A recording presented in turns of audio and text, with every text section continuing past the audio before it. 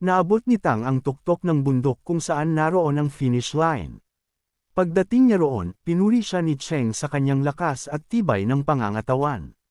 Sinabi naman ni Mo Engking na aalisin na niya ang selyo sa bloodline ni Tang upang maaari na niya itong gamitin pagbalik sa dormitoryo. Pagkatapos ay pabirong sinabi ni Cheng na kailangan nilang magmadali, dahil kung hindi ay hindi sila makakakain. Agad siyang tumalon at nag-transform, naging mga pakpak ang dalawa niyang kamay at mabilis siyang lumipad palayo. Nanlaki ang mga mata ni Tang sa nakita, hindi siya makapaniwala na kaya ni Cheng lumipad. Kaagad siyang sumunod at napagpasyahan niyang kopyahin ang bloodline ni Cheng para maging kanyang ikalimang selyo. Pagkalipas ng ilang sandali, hingal na hingal si Tang pagdating sa dormitoryo. Napansin niyang wala siyang nakasalubong na ibang estudyante sa daan, kaya naisip niyang siya na ang pinakahuling nakabalik. Dahil dito, inakala niyang hindi na siya makakakain. Tinawag siya ni Guanglong at ipinaalam na dahil unang araw pa lamang niya sa pagsasanay, wala muna siyang parusa. Inutusan siyang maligo at kumain kasama ng iba.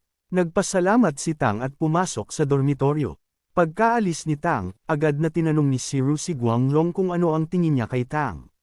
Sumagot si Guanglong na kalmado si Tang at hindi mayabang.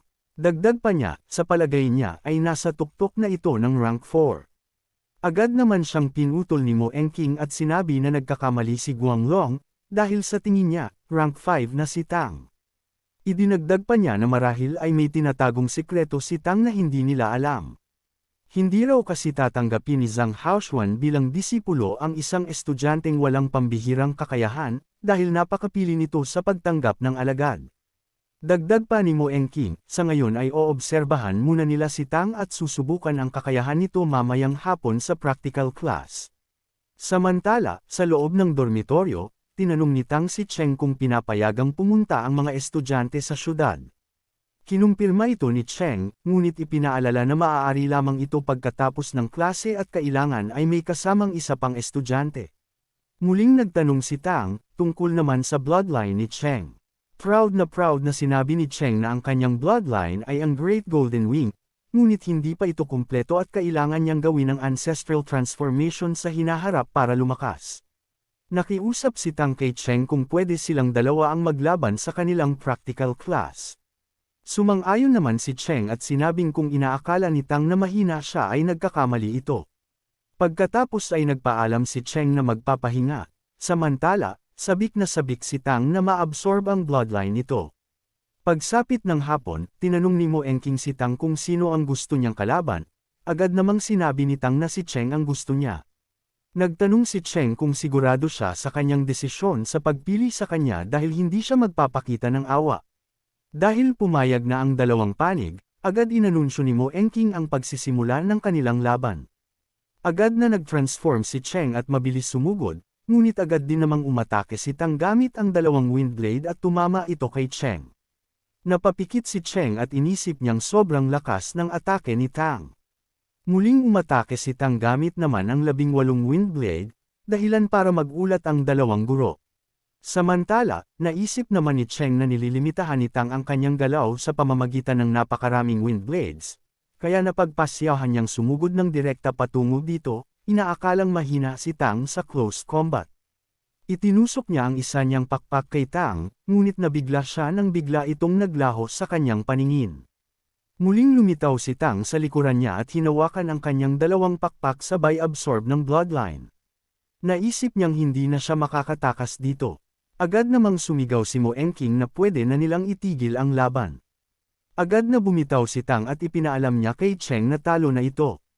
Maluha-luha si Cheng sa kanyang narinig, di niya matanggap na natalo siya ni Tang. Pinayuhan siya ni Mo Engking na normal lang ang may nananalo at natatalo sa isang sparring. Tinanong naman ni Guanglong si Tang kung naabot na niya ang rank 5, agad naman itong kinumpirma ni Tang. Sinabi ni Guanglong na hindi na nakapagtataka kung bakit siya kinuhang disipulo ni Zhang Haoxuan, sinabi rin niyang pwede na itong magpahinga. Samantala, hindi makapaniwala ang ibang estudyante na rank 5 na si Tang.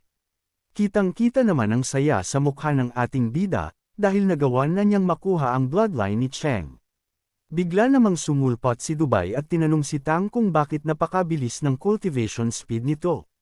Lumapit siya at hinawakan ang kamay ni Tang habang sinasabing naiinggit siya at gusto niya rin maging rank 5. Itinuring naman ito ni Tang na perpektong oportunidad para ma-absorb din ang bloodline ni Dubai. Agad niyang inactivate ang kanyang skill at nagtagumpay siya sa pagkuha dito. Samantala, inanunsyo ni Mo Engking ang susunod na laban ay magsisimula na. Ito ay sa pagitan ni Gu Li at Zhang Zeban. Agad umatake si Zeban, isang malaking fireball ang kanyang ibinuga patungo kay Gu Li, ngunit madali lang itong pinatigil ni Gu Li gamit ang time freeze skill nito.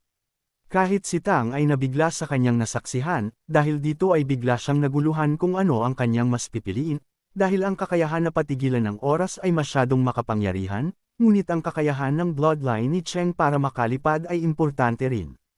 Kaya dito ay napatanong siya kay Dubai kung ano ang bloodline ng dalawang naglalaban. Ipinaliwanag ni Dubai na ang bloodline ni Zeban ay Red Dragon, may kakayahang bumuga ng apoy, at ang kay Gu Li naman ay Temporal Croc, may kakayahang kontrolin ang oras. Naglaway si Tang sa kanyang nalaman.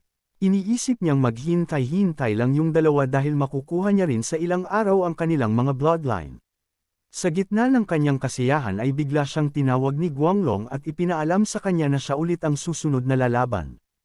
Ipinakilala sa kanya si Wu Bangji ang kaisa-isang estudyante sa buong akademya na rank 6. Binalaan ni Dubai si Tang, sinabi niya na napakalakas ni Wu Bangji kaya dapat siyang mag-ingat. Dagdag pa niya na ang Ice Spirit nito ay Legendary Innate Spirit, ngunit ang kanyang Ice Essence ay hindi direktang namana sa kanyang bloodline. Nagsalita si Wu Bangji at sinabi niyang ang kapangyarihan nilang dalawa ni Tang ay parehong gumagamit ng elemento, at sigurado siyang sa hinaharap ay marami silang pag-uusapan tungkol dito. Magalang na bumati si Tang at sinabing turuan siya nito.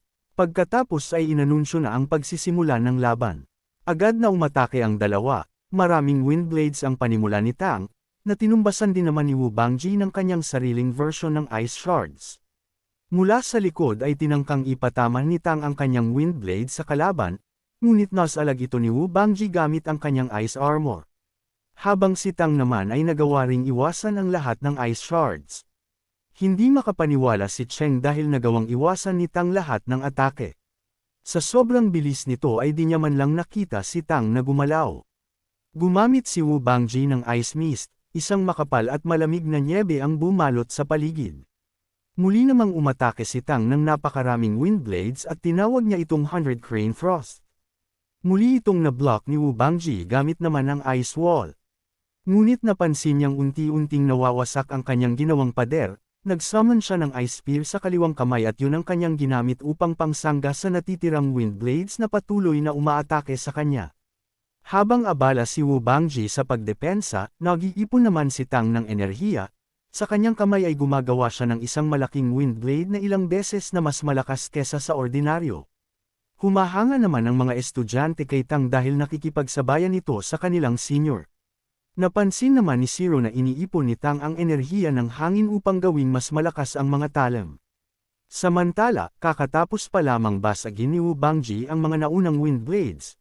Ngunit paglingon niya ay tapos na mag-ipon ng enerhiya si Tang at muling umatake. Napagtanto niyang napakalakas ng paparating sa kanya kaya agad siyang naghanda at gumawa ng 9-layered ice shields. Iniisip ni Zero na napaka-imposible ng ginagawa ni Tang at lubos na mas mahirap itong gawin kaysa sa 9-layered ice shields ni Wu Bangji. Tinanong niya ang sarili kung iyon ba daw talaga ang kakayahan ng isang 9 na taong gulang na bata. Isa-isang binasag ng wind blade ni Tang ang ginawang ice shields ni Wu Bangji.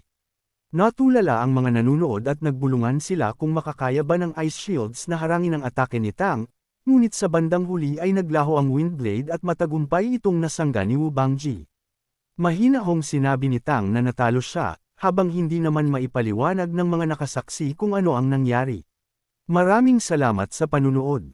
Kung nagustuhan mo ang video na ito, huwag kalimutang i-like, mag-subscribe, at i-share sa mga kaibigan mo. I-click na rin ang notification bell para lagi kang updated sa mga susunod nating kwento. Hanggang sa muli, kita-kits sa susunod na kabanata.